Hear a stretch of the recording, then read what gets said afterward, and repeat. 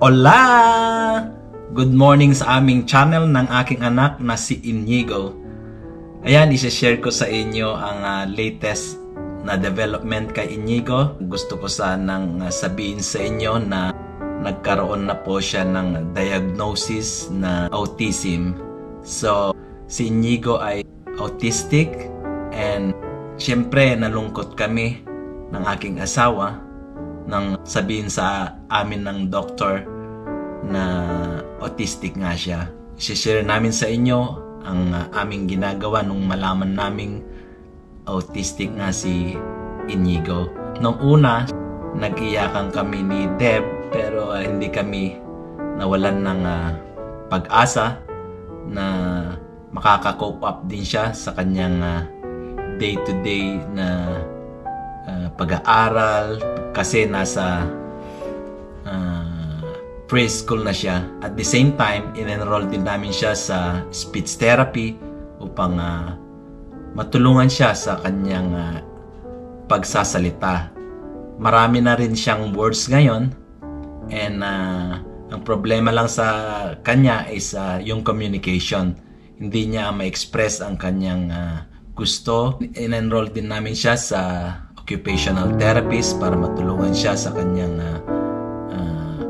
paggamit ng kanyang different kinds of body parts. So, kunwari ang paggamit ng kutsara, tinidor, at marami pang iba. And also, syempre, nag-usap kami ng aming mga anak din. At ang kinakatuwa namin ay fully supportive naman ng aking mga anak. Ages 23 and 22. So, kung di nyo alam, gusto ko niyang sabihin na ang aking panganay ay nurse na. So, nagtatrabaho na siya as a nurse sa isang hospital. At ang aking daughter, nursing student na rin siya, 4th year college. Nais kong magpasalamat din sa aking mga anak na tinutulungan nila ang younger brother kung ano man ang kanyang kailangan.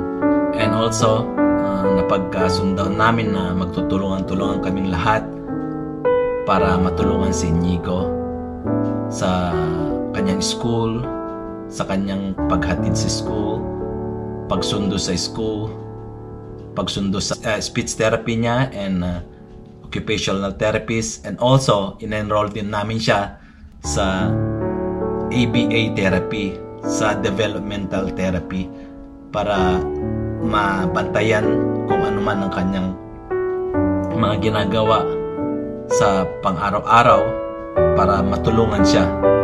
Ganun din, in-enroll din namin siya sa school dito sa district, dito sa aming neighborhood. At nakikisalamuha siya sa kanyang mga classmates. And for the past 2 weeks na ay malaking tulong sa kanya ito. At sabi naman nila na malaking improvement sa kanya ang pagte-therapy sa kanya. So, ito ang latest na development sa kanya. At sa susunod na mga video, ipapanood ko sa inyo kung ano man ang kanyang mga ginagawa sa pang-araw-araw. Sana supportan nyo kami sa aming channel, Meet Inigo. Yun po ang latest. Meron ng diagnosis na autism sa kanya. Hola! See you next video!